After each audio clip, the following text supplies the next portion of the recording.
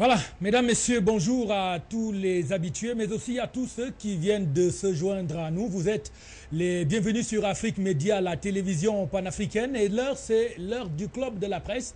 Nous sommes encore là au rendez-vous cet après-midi pour vous aider à mieux comprendre certains sujets d'actualité et même d'autres affaires qui ont cours sur notre continent et précisément dans les États qui continuent l'Afrique noire. Et pour cet après-midi, nous allons parler d'une situation qui touche à une entreprise camerounaise qui a maille à partir avec une structure africaine qui est en charge l'organisation du secteur des assurances. La société s'appelle Samiris. Elle est en difficulté depuis 2012, la date dont la société en question a vu son agrément retiré par la CIMA à la suite donc de l'utilisation d'un faux document par la CIMA, un faux document que l'on attribuait alors à la Commission nationale anticorruption du Cameroun, la CONAC. Mais seulement voici que dans le cours des événements, la CONAC a décidé de dire la vérité sur l'affaire en dénonçant le faux document qui a été attribué au président de cette structure et a porté plainte dans les juridictions camerounaises qui ont tout de suite inculpé le secrétaire général de la CIMA, M. Jean-Claude Mba, et la CIMA qui est aujourd'hui en difficulté dans cette affaire. Que va-t-il se passer pour la suite? Des questions et d'autres seront donc posées à nos panélistes dans le cadre de cette édition du Club de la presse de ce jour. Nous souhaitons donc la bienvenue à tous ceux qui viennent tout simplement de se joindre à nous. Vous l'aurez compris, cette émission va donc se bâtir autour de ce grand thème unique.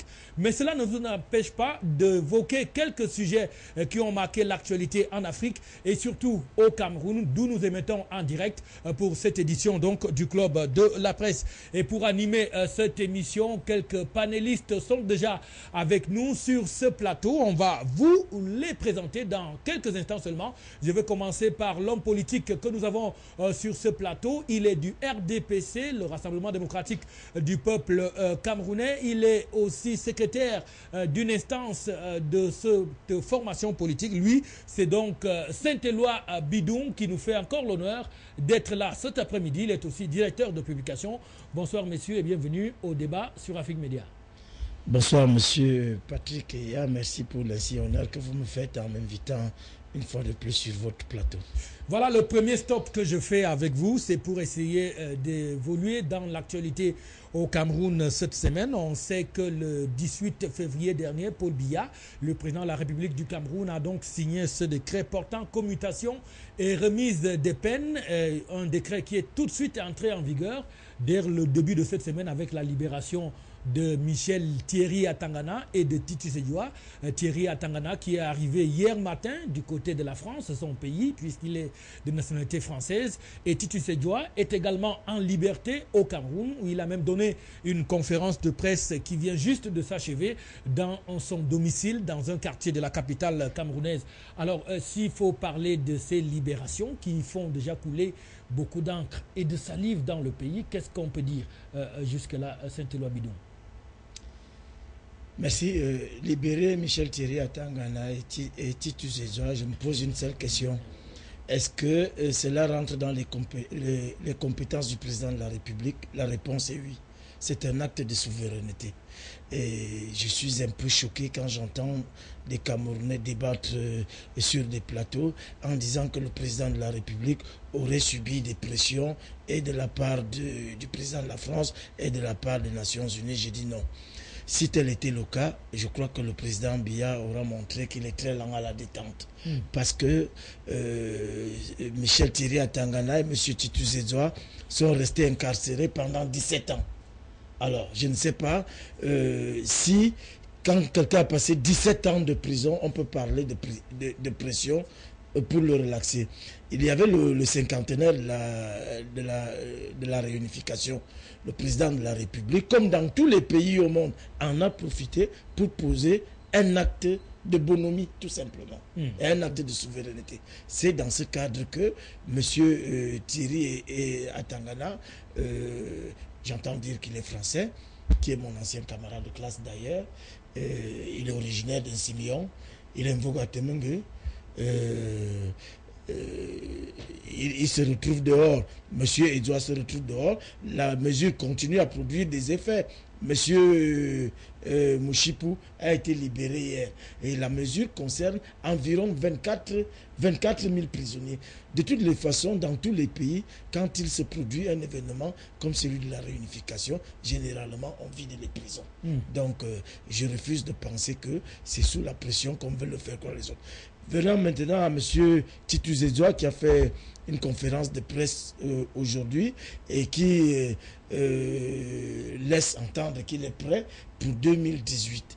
Je crois que les ambitions de M. Edouard auraient échappé. Est-ce que ça a été dit de manière formelle par Titus Edouard à l'heure qu'il est? De toutes les façons, quand on parle de la politique, c'est comme si vous demandiez à quelqu'un qui est assis sous un manguier que quand il ramasse une mangue, il est sous quel arbre? Il est sous un manguier. Monsieur Titus Edouard a des ambitions politiques et elles ne datent pas d'aujourd'hui. C'est un monsieur qui a un parcours quand même atypique. Voilà un monsieur qui a un baccalauréat A, qui réussit à faire des cours de médecine majeurs au cours préparatoire du concours d'entrée en médecine et il en devient professeur. Voilà un exemple. Avec un bac littéraire. Un bac littéraire. Le même Titus Edouard a une morphologie qui ne s'y prête pas aux arts martiaux. Il a fait les arts martiaux et il en est devenu maître. Le même Titus Edouard est entré dans les ordres exotériques. Ceux qui le côtoient l'appellent grand maître. Le même Titus Edouard, médecin, est entré dans la fonction publique, dans l'administration. Un médecin s'est fait pour soigner des malades. Il est arrivé au sommet de l'administration. Alors, moi, je crois que c'est les services de renseignement qui n'avaient pas été proactifs à l'époque pour comprendre que ce monsieur avait l'ambition d'être toujours premier. Alors, le voilà sorti de prison. Au nom de quoi il ne pourrait pas penser que le destin de Mandela serait le sien. Alors, si l'on va dans cette logique-là, il pourrait être un challenger pour Paul Biya en 2018? Non, je ne peux pas m'engager à dire que le président Biya est partant pour 2018. Mais c'est un challenger sérieux quand même. Non. Je ne voudrais non plus dire que c'est un bras cassé.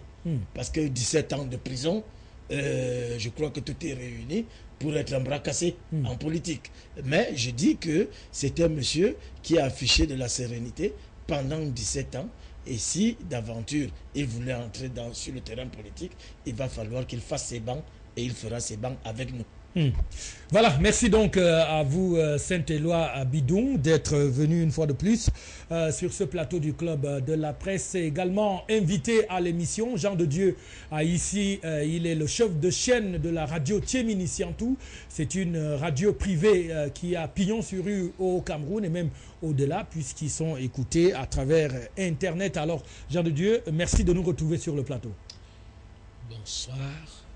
Bonsoir Albert Patrick, je suis très heureux et avec déférence, je voudrais saluer vos multiples téléspectateurs, vos illustres invités et je voudrais exprimer mes gratitudes à vous qui m'invitez ici parce que c'est une manière pour vous de m'accorder un océan de bonheur et d'honneur.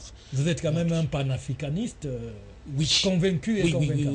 Oui, je suis un adhérent sérieux de l'idéologie d'il y a de dénoncer les tares endogènes et les tares exogènes, les forces maléfiques qui voudraient davantage considérer l'Afrique comme étant des comptoirs d'esclaves, les colonies ou alors les périphéries qui doivent être là pour ravitailler les grands centres dont les petits poissons autorisés à nager dans la même eau que les grands poissons mais doivent être mangés par les grands poissons.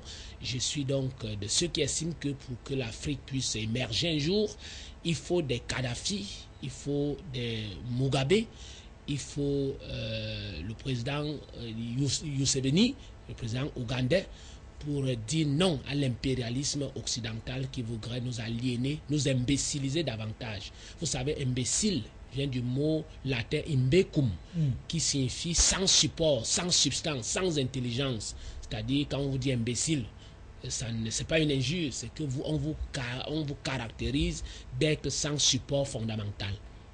Alors, vous vouliez aussi intervenir sur ces libérations, parce qu'il faut dire que le sujet est pratiquement sur toutes les lèvres depuis que le décret a été rendu public le 18 février dernier. Alors, Titus Edjoa, Michel Thierry Atangana sont bel et bien libres. Saint-Éloi nous parle également de Michoupou Seydou et bien d'autres. Ils sont 24 000 en tout. Qu'est-ce que vous vouliez dire? Il a dit tout à l'heure que ce n'est pas une pression et que Paul Biya a posé un acte souverain. Je glorifie l'argumentaire de Saint-Edouard Bidon. Je suis à genoux et je respecte, j'ai beaucoup de déférence pour l'acte de magnanimité du chef de l'État camerounais, Paul Biya, qui a d'ailleurs 81 ans. Donc il a l'autorité de l'âge, l'autorité d'expérience et l'autorité de la vision politique.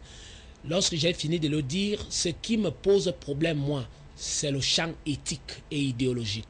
Voyez-vous, je me pose des questions sur l'avenir de l'opération Épervier. L'opération Épervier, c'est une école, une pédagogie bien salutaire pour les générations des Camerounais qui veulent bien construire ce pays. Malheureusement, on a commencé, nous les Camerounais, à dire que c'est une opération d'épuration politique. On a poursuivi, on a dit qu'on ne voudrait plus le sang des Camerounais arrêté, on veut déjà le remboursement des sommes volées. Et très vite, on a mis un article, l'article 18 du tribunal criminel spécial, qui dit que si vous libérez, si vous avez volé plus de 50 millions, vous remboursez, et puis il y a un bonhomme qu'on appelle le ministre de la Justice, garde des Sceaux, qui va juger de l'opportunité, la poursuite de vos charges, et puis vous pouvez être blanchi. Vous comprenez qu'on ne peut plus enseigner à nos enfants que ne volez point. Voler est un péché. On va leur dire, volez beaucoup, un peu plus de 50 millions, vous remboursez, vous serez blanchi. Ça me pose un problème éthique. Et lorsque je progresse, la grâce présidentielle est bienvenue parce que les circonstances, il a dit, les circonstances de la célébration de la réunification, oui. Et puis un père de famille, les prérogatives constitutionnelles lui donnent à pardonner ses enfants qui ont péché. Mais là où c'était la première fois qu'on va assister au pardon concernant les criminels économiques, c'est-à-dire l'alinéa 6 et 5 de ce décret qui est commenté aujourd'hui et interprété, qui donne à certains Camerounais à féliciter la mauvaise gouvernance internationale telle qu'elle a été... on nous dit qu'un certain François Hollande a dit ça suffit, 17 ans ça suffit, il a dit tout ce qu'il a dit et puis Biya s'est retrouvé à genoux en train de trembler. Ça nous pose un problème, nous autres panafricanistes. Ça me pose également un problème parce que lorsqu'on libère donc ces criminels économiques, je félicite, ils sont libérés dans la nuit, après 23 heures, ça me fait plaisir. Moi, je croyais qu'ils vont demander pardon aux Camerounais pour avoir empêché que les écoles, les hôpitaux soient construits. Mais voilà, un qui vous dit qu'il sera candidat aux élections présidentielles en 2018, soit. Bon, maintenant, l'autre problème que j'ai, le problème éthique, c'est que lorsque ce décret est rendu dans le public, on a libéré les criminels économiques, oui. Bon, maintenant... L'avenir de l'opération Épervier, j'ai l'impression que dès lors qu'il y aura des forces endogènes et les forces exogènes demandant la libération de X et de Y, bon, s'il y a une autre grâce présidentielle, chaque année, l'opération Épervier va perdre sa face. Et quand je l'ai dit, je pose un autre problème fondamental. Si la communauté internationale, ce que vous appelez communauté internationale occidentale, c'est-à-dire Paris, et les lobbies de l'Organisation des Nations Unies sont intervenus, c'est parce que il y a un homme qu'on appelle Thierry Atangana qui serait donc français, même s'il est né en Simeon. Vous voyez, comme vous voudrez indiquer son frère Saint-Éloi Bidon, je commence à voir que le problème de double nationalité nous pose un sérieux problème. Il suffit d'avoir deux nationalités, rentrer au Cameroun, voler, nettoyer les caisses publiques, l'argent du contribuable camerounais, et puis les autres vont vous brandir l'argumentaire selon quoi vous êtes français et donc vous devez être, parce que vous avez double nationalité, vous avez la prérogative essentielle et naturelle d'être libéré. J'avoue quand même que comme être humain, je crois qu'après 17 ans, je crois que ce qu'il aura subi, c'est pour ça que je m'aligne devant la décision du chef de l'État. On peut être puni, il ne faut pas que le pécheur meure, il faut que le pécheur connaisse la repentance. Vous savez que je suis de la doctrine judéo-chrétienne. Mais je m'insurge contre toutes les idéologies qui voudraient qu'on banalise, qu'on vilipende ce décret, qu'on nous dise que ce décret est pris parce qu'il y a des gens qui ont double nationalité, parce qu'il y a un Français dont la cote de popularité est annihilée par les Français, parce que son hétérosexualité est en publicité. Vous comprenez que ça me pose un problème. Il faut que les Africains, les peuples camerounais commencent à rêver d'un pays qui est aussi souverain comme la Chine, qui est aussi souverain comme la Russie. Et je crois que je n'exagère pas et je demande pardon si ma colère est prononcée sur ce sujet. Colère. Voilà, donc c'est ce qu'on pouvait dire sur l'affaire. On vous a annoncé que cette émission est consacrée à une affaire qui intéresse les Camerounais, les Africains de manière générale. Une affaire qui touche donc à une entreprise d'assurance qui a vu son agrément retiré en 2012 par la CIMA. La CIMA qui est donc là pour gérer les problèmes des sociétés d'assurance sur le continent. Il se trouve donc qu'à la suite d'un faux document qu'on a attribué à la CONAC, qui est la Commission nationale anticorruption du Cameroun, cette société a donc vu son agrément retiré et les choses ont évolué aujourd'hui au point où on a découvert finalement que le document utilisé pour incriminer la société Samiris était un faux, et la CONAC a donc saisi la justice qui a tout de suite inculpé M. Jean-Claude Mba, qui est le secrétaire général de la CIMA, qui réside à Libreville au Gabon pour ses fonctions de secrétaire général de la structure. Nous en parlons sur ce plateau pour essayer de remettre les faits à leur place. Alors, Jean de Dieu ici, c'est une affaire que vous avez suivie, puisque en 2010, il faut peut-être rappeler à nos téléspectateurs qu'en 2010, la société Samiris a signé un contrat avec le gouvernement camerounais, un contrat qui portait sur l'assurance maladie devant être financé par le Crédit Suisse à hauteur de 50 milliards de francs CFA. Vous étiez à cette conférence de presse qui se tenait au ministère de la Communication. Le contrat en lui-même avait été signé entre la société Samiris, son responsable, M. Kamdem, et le ministre du Travail et de la Sécurité sociale de l'époque, le professeur Robert Kili, qui est actuellement ministre des Transports. Alors, qu'est-ce que vous pouvez nous dire sur cette affaire qui aujourd'hui quand même mérite qu'on en parle, parce qu'il y a beaucoup d'implications de ces structures occidentales qui continuent à instrumentaliser aussi bien la justice que certains organismes qui gèrent aujourd'hui un certain nombre d'intérêts sur le continent africain. Je voudrais supplier vos téléspectateurs de ne pas avoir l'émotion malheureuse qui me caractérise lorsque j'ai décidé d'engager l'investigation sur ce sujet. Je voudrais raconter un divers très rapide. Nous sommes exactement le 10 octobre, non, nous sommes le 8 octobre. Nous sommes au ministère de la Communication, comme vous dites. Nous avons consommé cette conférence. Nous avons reçu les responsables de Samiris. On venait de découvrir que le 30 septembre 2010, Samiris a signé un accord de partenariat sur le projet Sanctophone. Sanctophone signifie que à travers une carte magnétique, vous êtes adhérent, vous payez, je crois, 100 francs. Vous allez comprendre pourquoi je n'ai pas les précisions.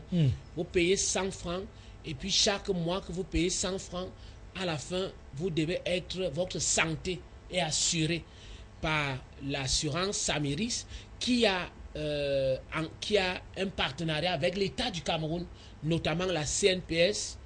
Et vous comprenez que la communication gouvernementale accompagnait ce projet. Je voudrais vous informer que lorsque nous prenons nous, les médias, on nous prend comme communicateurs de ce projet. Moi, je suis chef de chaîne dans une radio qui couvre le Mbamekimi et le Mbaminougou, c'est-à-dire que les populations atteintes du paludisme, de l'épilepsie, des cécités, le long du fleuve la Sanaga. J'aime indiquer le village et Bomzout.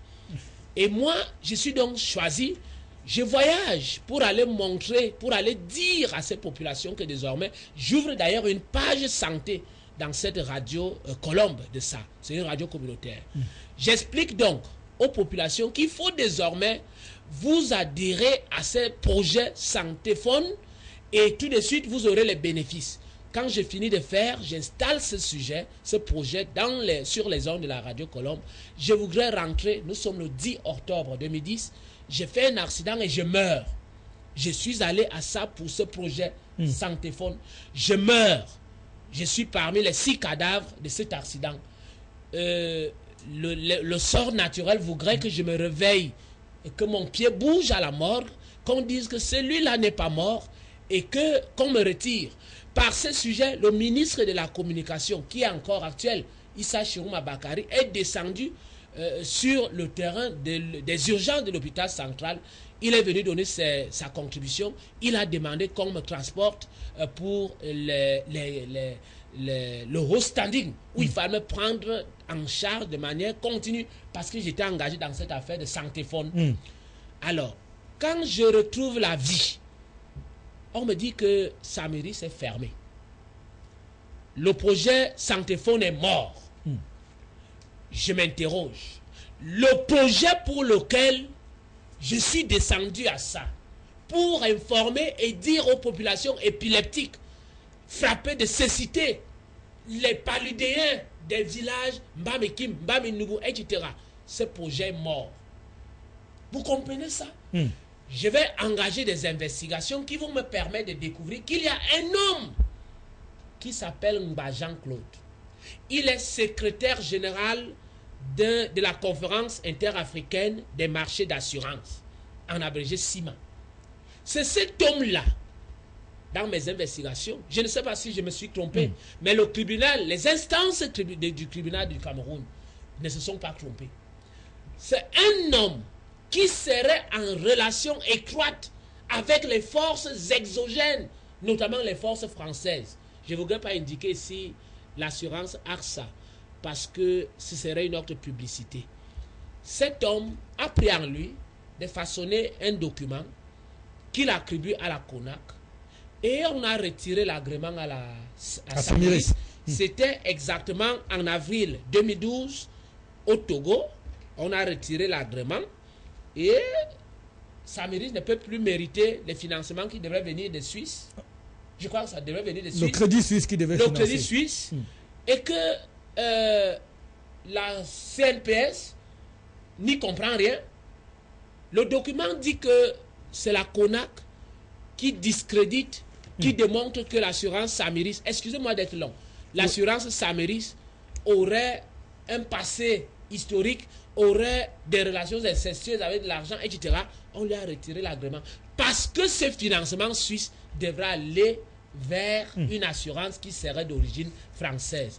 C'est ça que je voudrais au préalable démontrer aux Camerounais, que si mon idéologie est de lutter contre les tares et avatars endogènes et exogènes, c'est parce qu'il y a une anthropophagie organisée contre les petites personnes, les petits peuples des périphéries que nous sommes.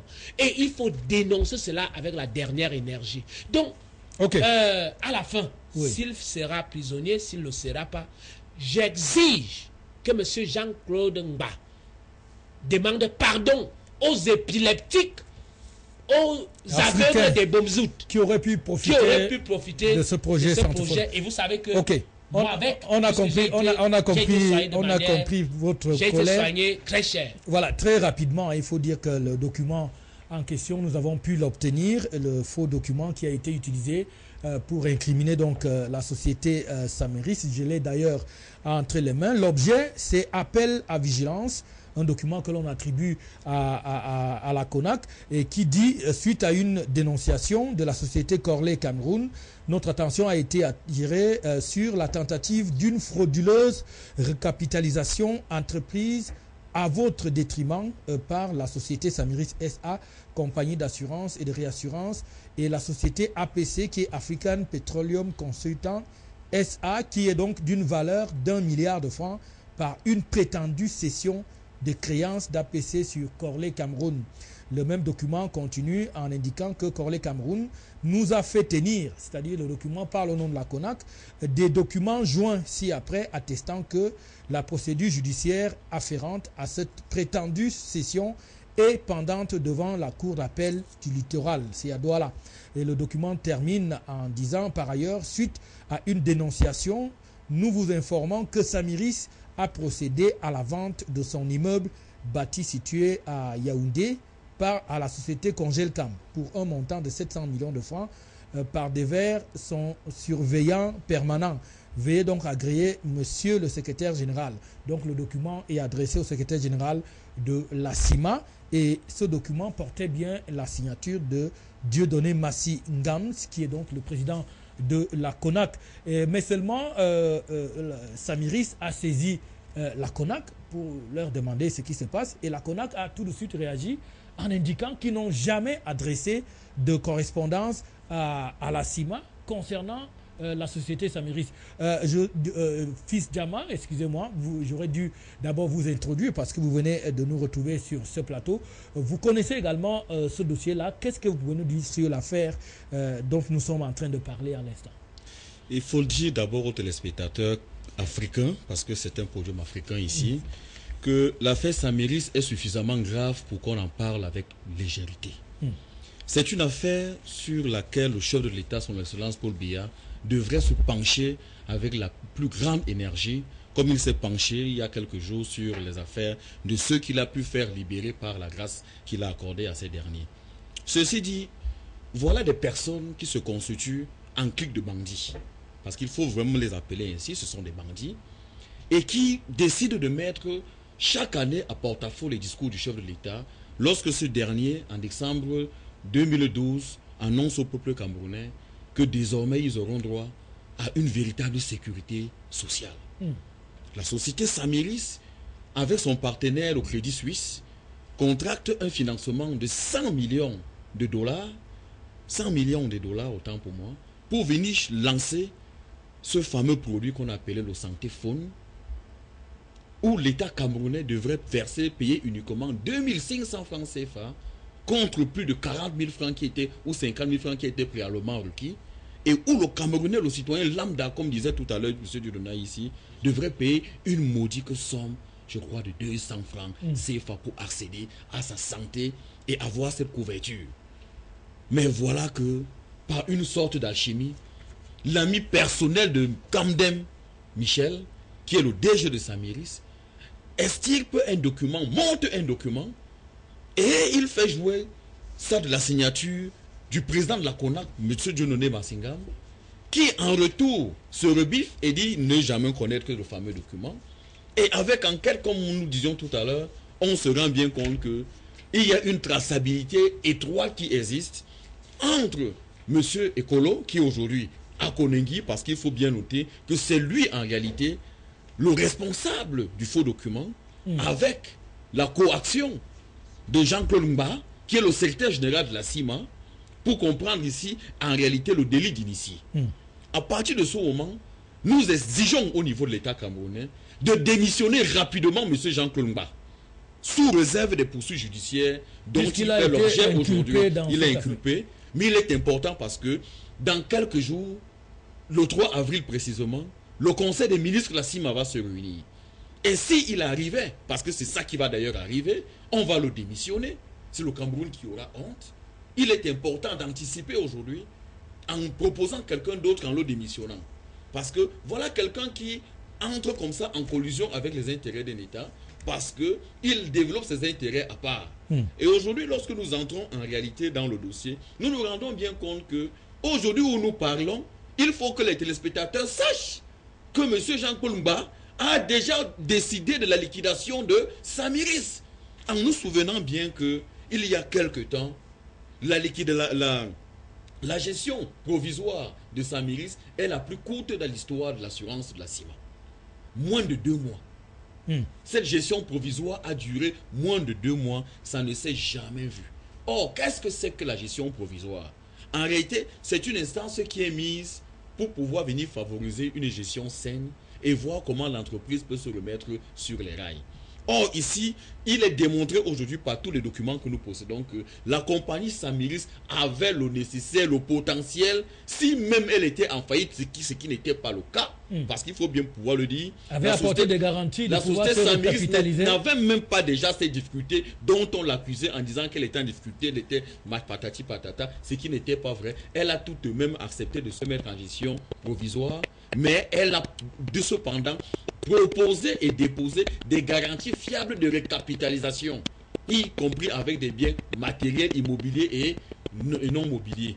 Aujourd'hui, on se retrouve dans une affaire en réalité de sorcellerie, un procès de sorcellerie, mais il est important que le chef de l'État, parce que c'est lui que nous interpellons ici, parce que M. Jean-Claude Mba a trop d'amis au ministère des Finances, il entre par la porte de gauche, il sort par la porte oblique, et aujourd'hui on arrive là, au point où le ministre des Finances, Alamine Ousmane, est resté ébahi, il demeure quoi, parce qu'il ne peut rien dire, il ne sait même pas par quel filon commencer par tenir cela, mais voilà un dossier qui vient humilier le Cameroun, et qui démontre encore que le peuple camerounais est un peuple de corrompus et de corrupteurs, ce qui continue à nous discréditer à l'étranger. Quant à la piste française avec la compagnie AXA, il faut noter ici qu'il ne faudrait pas incriminer la France ou encore les Français. C'est une histoire d'intérêt de petits nègres qu'on appelle M. Jean-Claude Mba, qui voudrait développer ses propres intérêts parce qu'en tuant Samiris avec ce produit, il comptait revenir développer lui-même sa propre compagnie avec ses amis d'AXA pour pouvoir jouir de cela. En réalité, c'est un phénomène de délit d'initié. Nous n'allons pas encore entrer exactement dans le fonctionnement de la CIMA, que nous maîtrisons très bien, pour démontrer que la CIMA a eu tort de retirer l'agrément à Samiris, étant donné que le secrétaire général lui-même, étant déjà inculpé, ne peut plus s'asseoir au Conseil des ministres comme étant le secrétaire général de la CIMA pour commencer à rédiger ce dont lui-même il est accusé, il est l'auteur du faux. Aujourd'hui que la preuve est établie, que M. Jean-Claude Mba est l'auteur du délit, il est l'auteur de la faute, il ne devrait même plus prendre part aux activités de la CIMA.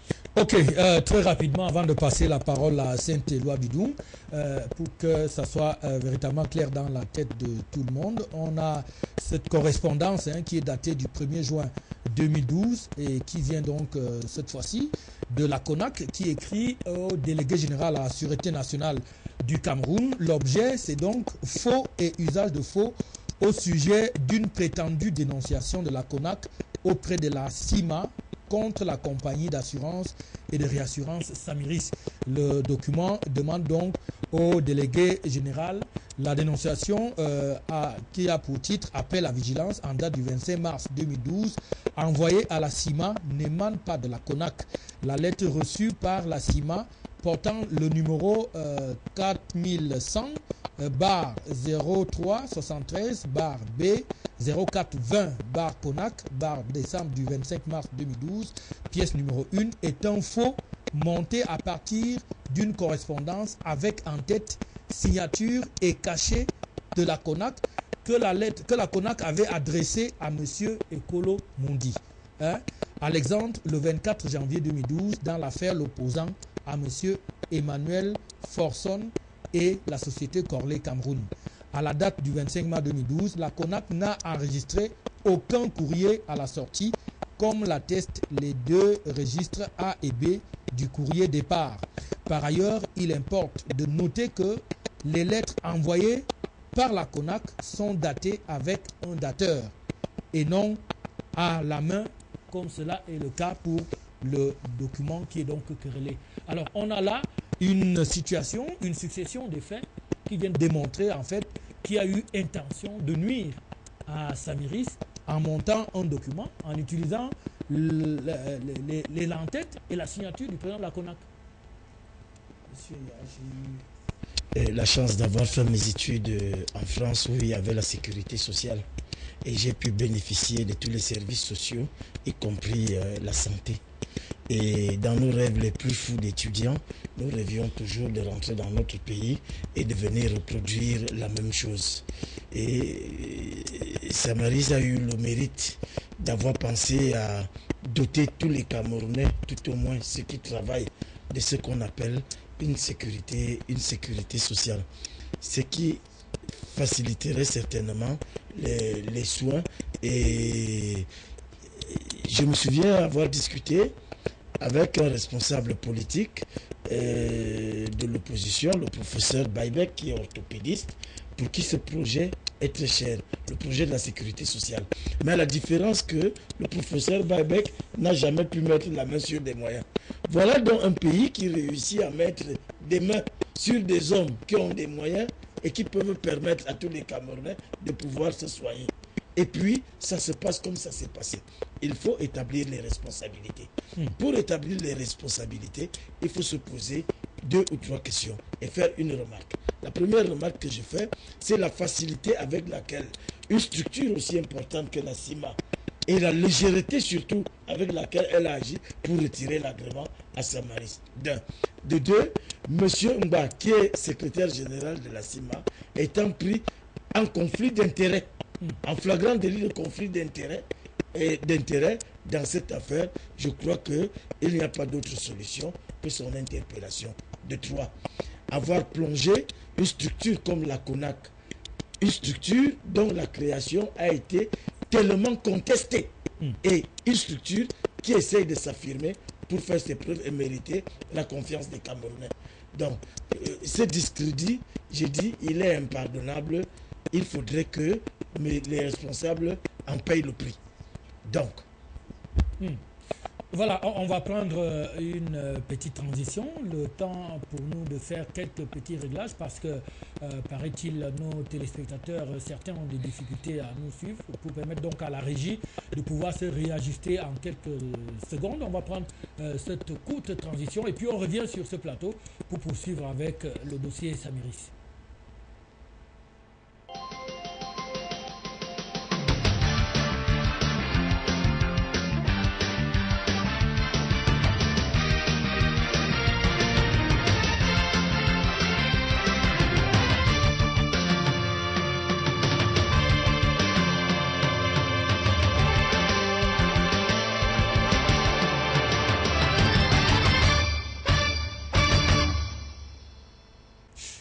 Voilà, retour donc en plateau pour poursuivre cette émission qui est donc consacrée à ce qui est désormais convenu d'appeler aujourd'hui l'affaire Samiris. L'affaire Samiris, du nom donc de cette société d'assurance camerounaise qui a vu son agrément injustement retiré. Et si l'on s'en tient aux différents documents qui circulent par la CIMA, qui est donc la conférence internationale qui gère les assurances au niveau du continent africain. Avant donc de passer à nouveau la parole à Jean de Dieu ici, cette question qui est donc posée par un de nos téléspectateurs qui demande ce que gagne un Camerounais à empêcher un tel projet qui aurait pu profiter au bas peuple et il indique que cet homme mérite d'être arrêté et poursuivi pour faux et usage de faux. Je pense que c'est déjà ce qui est fait au niveau du tribunal de grande instance du Foudi qui a donc inculpé M. Jean-Claude Mba et la CIMA en date du 14 janvier 2014. Donc c'est une affaire qui est donc en train de se poursuivre. Alors moi je voudrais vous relancer Jean de Dieu ici. C'est vrai que Joseph Marie-Fils Diama l'a dit tout à l'heure. On ne comprend pas, cette affaire commence déjà à faire beaucoup de bruit, mais jusque-là on a un silence total de la part des instances dirigeantes du Cameroun, notamment le ministère des Finances, qui, comme on le sait, traite directement de ce dossier. Une fois qu'on a appris qu'un faux document a été utilisé contre les intérêts de Samiris, est-ce qu'il n'était peut-être pas temps que le gouvernement du Cameroun, autant pour moi, intervienne dans ce dossier pour éviter la situation qu'on a connue récemment à la commission de la CEMAC, où M. Tchimi avait eu des problèmes, mais compte tenu des lenteurs, il a fini par perdre son poste. Est-ce qu'il n'est pas temps que le gouvernement intervienne pour que M. Mba soit peut-être démissionné de son poste de secrétaire général de la CIMA, pour que ça ne fasse pas la honte du Cameroun lorsque cela va arriver, comme ça semble être le cas? Avant de répondre à votre question, je voudrais réitérer vos propos pour que le téléspectateur soit consolé. Le 15 mai 2013, Samiris a porté plainte contre M. Mba Jean-Claude, dont ce secrétaire général de la conférence interafricaine des marchés d'assurance. Et le 14 janvier 2014, il faut que le téléspectateur note quand même que M. Mba Jean-Claude est inculpé par le tribunal de grande instance d'Infundi. C'est pour ça que moi j'aime rappeler aux Camerounais que le pays qu'on appelle au Cameroun est gouverné. Il y a encore, moi je fais foi aux instances et aux institutions compétentes de la République. On peut entrer au ministère des Finances par la fenêtre et ressortir par la porte, ou bien on peut entrer par le cabinet du ministre, etc. Il n'y a que, je vais citer là, M. Ateba Yene Charles, lui aussi citant Eboalotin, qui rappelait que la vérité est comme les fesses. Vous pouvez vous balader, vous finirez par vous asseoir. Monseigneur Jean Zoua de regretter mémoire, il était archevêque métropolitain de Yaoundé.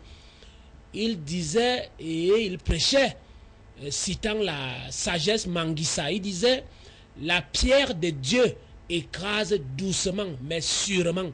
Monsieur Jean-Claude Ngba, le bon souhait qu'on aurait émis en parlant ici aujourd'hui, ce n'est pas de mes habitudes, je parle des idées, non des personnes humaines.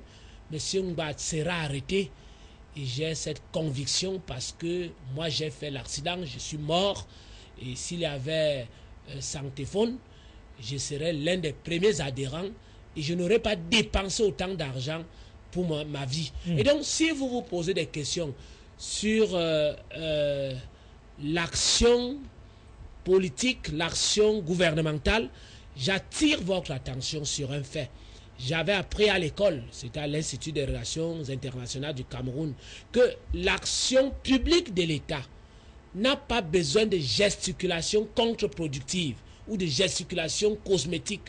Qui vous a dit que le chef de l'État n'est pas au courant et que les mesures promptes seront arrêtées pour que le Cameroun, l'image de marque du Cameroun ne soit pas davantage écornée sur la scène internationale? On est tous d'accord que ce que vous appelez conférence interafricaine des marchés d'assurance peut apparaître brutalement comme un machin. Vous savez que même l'Organisation des Nations Unies, par certains lobbies dangereux, se retrouve mise dans la poche de certains bandits internationaux qui perpétuent la mauvaise gouvernance internationale, qui perpétuent la violence, la brutalité, la barbarie. Donc des individus de mauvaise foi, les individus de mauvaise aloi, de mauvaises capacités intellectuelles et des individus mal initiés et mal inspirés peuvent détruire la crédibilité d'un pays et la crédibilité des organismes comme ceci. Et on va regretter justement que la conférence interafricaine des marchés d'assurance soit aujourd'hui un autre machin qui serait en train de mettre en difficulté les intérêts supérieurs des petites périphéries et notamment des petits peuples que nous sommes. Vous croyez que l'enfant de Ngba, Jean-Claude, ou l'épouse de Ngba peut souffrir sans être évacué en Europe? Mais ce que nous avons comme désagrément, ça concerne les petites personnes comme moi, qui n'avons pas les moyens d'être évacués un de ces 4 matins. Ça concerne les malades de cécité, d'épilepsie, de paludisme à Ibomzout, à Ndongela et partout. Ça ne concerne pas cet individu que vous avez placé justement pour gérer, pour la jouissance. Et voilà pourquoi les uns, ceux qui sont à l'extérieur, ont l'impression que tous les Camerounais ont la mentalité de l'ancien colonisé, de l'ancien esclave, ont la mentalité de jouissance. Il est là pour jouir. Il a montré par ses preuves. Je n'aime pas parler des individus. Je parle des idées qui vont construire l'Afrique. Est-ce que la CIMA, je vous coupe pas, on a une question là qui vient d'un téléspectateur qui dit, après avoir constaté cette fraude, cette malversation pour faire fermer Samiris, est-ce que nous pouvons encore espérer un jour que Samiris puisse réouvrir? Est-ce que la CIMA peut revenir sur sa décision de retirer l'agrément, puisque Joseph-Marie Fils a rappelé que l'instance doit se réunir en avril prochain? Est-ce que maintenant que le dossier est relancé, avec la preuve que la décision qui a été prise l'a été du fait de l'utilisation des arguments portés dans un document qui était faux? Je réponds tout de suite. Samiris soit rétabli et dédommagé. Mes petites investigations me permettent de donner une réponse précise. Peut-être que la brèche sera colmatée par celui qui connaît aussi bien ce dossier. Je dois dire que la méchanceté de cet individu, la méchanceté de ce lobby qui a des intérêts égoïstes peut être corrigé parce que le 5 février 2014, le cabinet Maître Elo a écrit au président du conseil des ministres de la CIMA pour un recours gracieux et bien évidemment prendre en compte les implications liées à l'inculpation du secrétaire général de la CIMA qui se trouve avec Jean-Claude Ngba par la justice camerounaise. Donc si la justice camerounaise rapidement récupère le secrétaire général de la CIMA qui se trouve avec cet individu, je suis en train de confesser, je ne l'ai pas rencontré parce qu'il n'est pas accessible, il n'est pas proche de nous, il est là-bas au sommet. Si jamais on l'arrête un de ces 4 matins, ça va saluer et ça va bénir l'image de marque du Cameroun, et ce n'est pas impossible qu'un autre Camerounais occupe un poste aussi prestigieux, avec sous réserve que celui-là n'ira pas traîner le Cameroun dans la boue. Donc globalement je dis, on peut reconsidérer Samiris dans ses droits si jamais la volonté supérieure de l'organisme CIMA va dans ce sens. Et donc nous aurons tout simplement la difficulté de croire que Samiris va se reconstituer en bonne étoffe pour aller remériter le milliard, les financements qui devraient être suisses. Donc nous avons perdu globalement, c'est ce qu'il faut dire aux Africains, parce que ce n'était pas seulement un projet africain, c'est un projet qui devrait avoir des ramifications dans tous les autres pays d'Afrique où on trouvait les aveugles, les paludéens, les malades d'épilepsie, ceux-là qui n'ont pas de voix, qui n'ont pas de moyens pour aller se faire soigner en Occident. Voilà, Saint-Éloi Bidoum, cette affaire nous rappelle curieusement une autre affaire qui a été portée à notre attention, et cette fois-là il s'agissait d'une grosse mastodonte européenne qui a piraté les logiciels d'une société camerounaise qu'on appelle le Palais de la Micro, et l'affaire aujourd'hui portée devant la justice ivoirienne.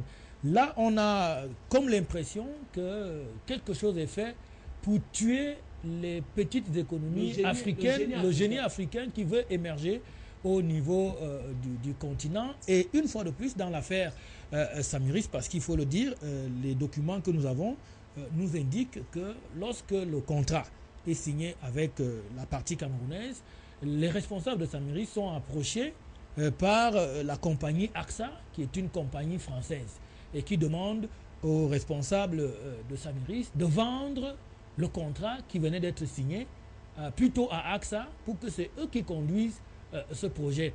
Et c'est à la suite de son refus donc que le malheur, si on peut s'exprimer ici, va s'abattre sur la structure. Est-ce qu'il y a une volonté machiavélique quelque part de nous voir demeurer dans cette situation de misère? Monsieur Patrick Eya, le contrat de Samiris, ça va chercher entre 50 et 60 milliards. Ce n'est pas 65 milliards. 65 milliards. Ce n'est pas une affaire de petits sous, c'est une affaire de gros sous. Mais moi, je suis très gêné quelque part. C'est que on reproche à la diplomatie camerounaise de ne pas être très offensive au niveau de l'administration des organisations internationales. Voilà donc pour une fois, le Cameroun arrive à arracher un poste de secrétaire général dans une structure aussi importante et se retrouve en train de le perdre par pratique du sport national que les Camerounais affectionnent, la corruption et le vol. Donc moi ça me gêne énormément, d'autant plus que le président Biya, dans le cadre de sa politique de grandes ambitions, annonçait déjà aux Camerounais qu'il va tout faire pour mettre sur pied un service de sécurité sociale fiable et qui va s'étendre à tous les Camerounais. Au moment où nous arrivons à la politique de grandes réalisations, parce que je vous assure, ce serait un très grand challenge de réussir à doter le Cameroun d'une sécurité sociale. Voilà donc. Aux États-Unis d'Amérique. Voilà. Et je voudrais dire que Barack Obama semble avoir suffisamment bien lu pour le libéralisme communautaire de Paul Biya, parce que ça faisait partie des choses qu'il énonçait là-dedans. Donc, je suis très dérangé parce que voilà 20 millions de Camerounais qui se retrouvent privés. Moi, j'étais encore à l'hôpital hier. Vous avez vu que j'ai une béquille. Donc, quand vous arrivez à l'hôpital, vous voyez comment ça se passe, tout ce que vous avez à payer. Je crois que si on vous prélevait ne serait-ce que 1000 francs par mois dans vos avoirs et vous donner une sécurité sociale pour vous soigner gratuitement, ce serait une très grande avancée qui honorerait le Cameroun. Je voudrais justement signaler à l'attention des téléspectateurs que lorsque cette histoire a déclenché, le secrétaire général de la CIMA, la conférence interafricaine des marchés d'assurance, avait déclaré que Samiris devrait être fermé parce que la structure connaissait un grave problème de trésorerie, où il n'y avait que 41 millions de francs CFA dans les caisses de la société Samiris. Et pourtant, lorsque l'administration provisoire a été installée, celle-ci affirme avoir trouvé dans les caisses de Samiris une somme, une rocambolesque somme de 543 millions de francs CFA dont elle a dépensé. Et que l'administration de la CIMA elle-même finalement a validé 600 millions de francs CFA. Après que 345 millions de francs CFA aient été mis de côté pour les sinistres. Le capital de Samiris était donc évalué comme ça à près d'1,3 milliard de francs CFA, alors que on déclarait 0 francs au niveau de la CIMA. Et il faut rappeler aux téléspectateurs que la personne qui exécute les tâches à la CIMA, qui est comme le président de la CIMA, c'est le secrétaire général, qui est M. Jean Columba, qui, lorsque les courriers sont envoyés à la CIMA, c'est lui qui les reçoit, c'est lui qui les traite. Donc vous pouvez comprendre à quel niveau l'affaire est grave. Or, ici, on s'est rendu quand même compte que pour pallier à cette difficulté, Samiris a pris sur elle de vendre un de ses immeubles qui possédait une valeur de 400 à 700 millions de francs CFA. Secondairement, la compagnie, le DG de Samiris a répondu à la CIMA par le biais de son partenaire suisse, la banque Le Crédit Suisse, que cette dernière a répondu à la CIMA qu'elle était prête à combler les trous financiers de Samiris si jamais ces trous étaient démontrés pour que leur contrat puisse continuer. Et elle rappelait à la CIMA qu'elle était déjà en partenariat officiel avec la compagnie Samiris. Mais cela n'a pas suffi. Pour que M. Jean Columba retienne son stylo et qu'il continue de venir biffer des conneries et tromper tous les ministres, le conseil des ministres qui siégeaient. Aujourd'hui, on en arrive à une position où il est inculpé et que le Cameroun est humilié parce que cette inculpation est une humiliation. Et on retourne comme ça à la belle époque lorsque le Cameroun était le premier pays africain à jouir d'un poste de secrétaire général à l'OUA, où on a encore l'affaire d'Enzo Ekangaki, qui avait été remplacé par une technique d'une polichinelle du président Amadou Ahidjo, qui l'avait rapidement remplacé par le ministre Aurélien Etegui-Mboma, dont nous pensons aujourd'hui que cette procédure, si je peux l'appeler aussi comme ça, l'impeachment, peut être comme ça mise en œuvre pour que dans les jours qui arrivent, que ce monsieur soit dégagé et que nous ayons une sérénité à ce niveau. Mais mieux, il est important aujourd'hui quand même que le Cameroun essaie d'arrêter la liquidation, que M. Jean Columba vienne d'accélérer avec ses amis au niveau du ministère des Finances, parce qu'il faut savoir que c'est un inspecteur chevronné du Trésor au niveau du Cameroun et qu'il a toutes ses amitiés là-bas qui peuvent entrer par une porte ou par une autre et ensuite décider de ce qu'ils veulent bien décider. Et nous tenions comme ça à informer aujourd'hui l'opinion que l'heure est grave au niveau de Samiris, parce que lorsque une histoire est déjà en instance judiciaire, on ne peut pas procéder à liquidation d'une structure. C'est quand même des normes juridiques qu'il faille respecter. On ne peut pas se permettre du jour au lendemain de les violer, alors qu'aujourd'hui l'affaire est portée quand même à la justice, que la CIMA attende. Elle n'est pas quand même le Dieu, parce que la CIMA aujourd'hui, il faut savoir, c'est quand même M. Jean Columba qui est comme ça l'homme qui décide de tout à ce niveau-là. Et il est même important que le DGSN se saisisse de cette histoire-là et qu'on l'arrête, qu'il ne reparte même plus. Parce qu'on a quand même eu à entendre dire que ces jours où nous parlons, il serait au Cameroun. Il est important que ce monsieur soit pris à l'aéroport et qu'il ne sorte plus du Cameroun. Ok, Jean de Dieu, ici nous avons ces quelques messages. D'abord, un qui vous concerne. Donc, monsieur, ici vous avez une argumentation digne d'un nationaliste camerounais. voire d'un nationaliste africain. Je vous encourage, c'est Aïdjo qui envoie ce message. Et cet autre message, cette cabale contre l'assurance Samiris est monstrueuse. Ce lugubre Mba n'est rien d'autre qu'un criminel, tout comme ces détourneurs des derniers publics.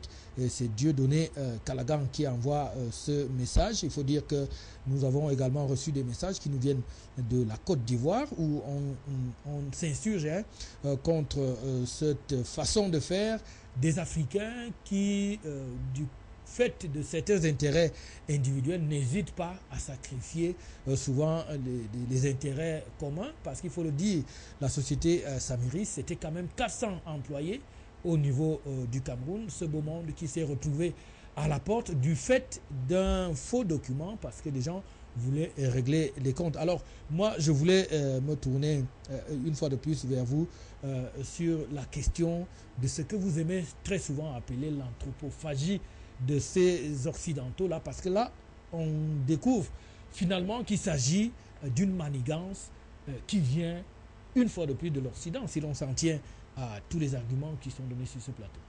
Je voudrais attirer l'attention de vos téléspectateurs qu'il s'agit pour nous, qui avons pris l'engagement, de nous débarrasser de toutes les miasmes diplomatiques et protocolaires pour dire, pour suivre la vérité.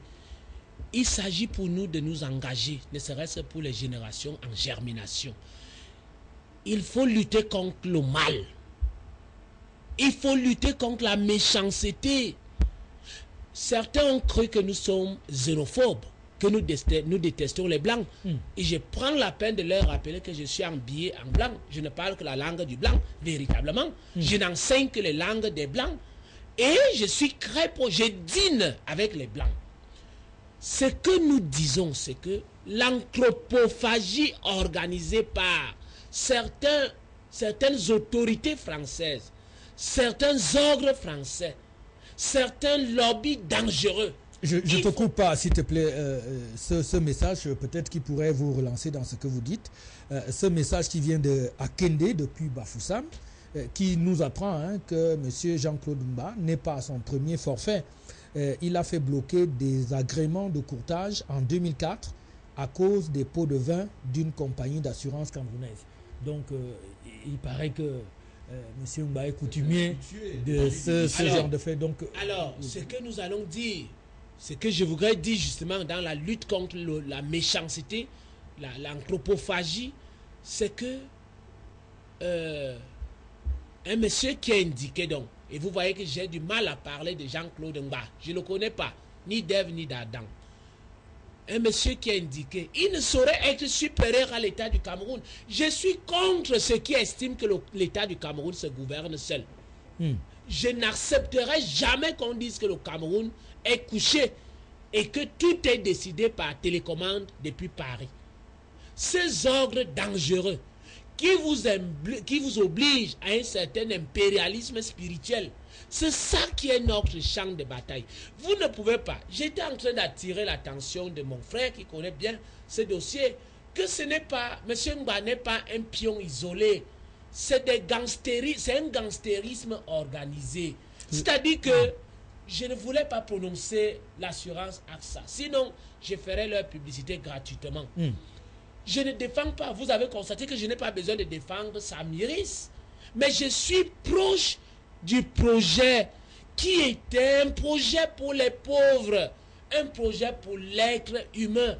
Lorsque vous ne pouvez pas mettre l'être humain au centre de vos préoccupations, parce que Sanctéphone aurait permis que les épileptiques, les paludéens, les malades, les pauvres comme nous puissent aussi avoir la vie. Mais on a préféré que il faut s'amasser des milliards. On est secrétaire général, on entre en concubinage avec les forces exogènes, AXA, etc. Vous avez la possibilité d'évacuer vos enfants, vos épouses, vos multiples épouses, se soigner en Occident, là où Saint-Éloi Bidjoum a bien fait de rappeler qu'il a fait les études en France. Il a vu une sécurité sociale renforcée de ces côtés-là. Mais nous, certains Camerounais acceptent que nous restions des petites périphéries, des petits poissons mangés par les gros poissons. Le gros poisson qu'on appelle paré. Non, c'est pour ça que je me constitue en la bouche des malheurs qui n'ont point de bouche. Ok. Juste un dernier mot pour chacun d'entre vous, parce qu'on est arrivé au terme de cette émission. Qu'il est important, même pour les Camerounais, de tout faire pour se débarrasser de la pourriture intellectuelle. La pourriture intellectuelle, c'est cet ensemble de personnes qui, gavées de diplômes, n'ont aucune éthique, n'ont aucun sens de responsabilité, n'ont aucun niveau de liberté en tant que libertés individuelles et collectives. Et enfin, il est temps aujourd'hui qu'on fasse tout pour élever le niveau de conscience des populations africaines. Quand nous parlons d'élévation du niveau de conscience, nous parlons de la considération de l'homme mis au centre de toutes les préoccupations. Ce que devrait posséder, tout sens que devrait posséder tout dirigeant à quelque poste qu'il le soit. Mais il est évident aujourd'hui que les gens comme Jean-Claude Mba n'en possèdent aucun et qu'en réalité c'est une espèce de racaille. Non, on va quand même être poli. Non, vous savez... chuter rapidement parce qu'on a terminé. C'est des individus qui portent des costumes comme nous, qui possèdent de gros diplômes, mais qui en réalité ne sont pas différents des bêtes. Il faut pouvoir le dire aujourd'hui aux Africains. D'accord. On vous accomplit une dernière chose pour... juste une dernière chose, je crois que le problème, Samiri, c'est un problème de droit. Et il va devoir trouver une solution en droit. Nous savons que le groupe a fait un recours gracieux auprès des ministres de la Confédération. Je crois qu'il faut attendre. Et je suis convaincu que, compte tenu de l'intérêt du projet, Samiri sera rétabli dans ses droits. Voilà, M. Mba a pris de l'argent des sociétés concurrentes pour fermer Samiris. C'est un message que nous venons de recevoir. Malheureusement, on ne peut pas lire beaucoup de messages. Nous sommes arrivés au terme de l'émission. Les messages arrivent maintenant, mais on ne peut pas tous les lire, sauf un qui nous paraît quand même important, de source digne de foi. M. Mba a pris de l'argent des sociétés concurrentes pour fermer Samiris. Ça, surtout de M. Ayangma Protet. Bon, c'est un message qui nous arrive. On comprend donc qu'il y aurait eu beaucoup de complicité. Bonsoir, votre débat est très bon, vraiment. Il dénonce des situations sur le continent. C'est un message qui nous vient de la Guinée équatoriale. Un autre qui nous vient d'ailleurs, malheureusement. On ne peut pas tous les lire parce que le temps imparti à l'émission est donc arrivé à son terme. Mesdames, Messieurs, on ne peut que vous remercier, surtout vous, Saint-Éloi Bidoum. Merci à Joseph Fils Djama, qui est venu aussi nous porter et qui a les félicitations de Abanda, qui vous félicite pour vos arguments équilibrés, qui permet aux téléspectateurs de mieux comprendre ce dont nous parlons sur le plateau. Merci à vous, Jean de Dieu Aïssi. Bonsoir, Afrique Média. J'aimerais que l'État camerounais crée ce que l'on appelle une institution judiciaire qui a pour but de contrôler tout projet. C'est ce que pense donc Guillaume, vous vouliez dire? Sauf qu'il faut dire et attirer l'attention des Camerounais que les sociétés multinationales occidentales vont parvenir à ce processus d'imbécilisation des peuples africains et finalement notre génie chez nous, dans des périphéries, est en train de mourir, qu'on s'apprête, qu'on se vaccine.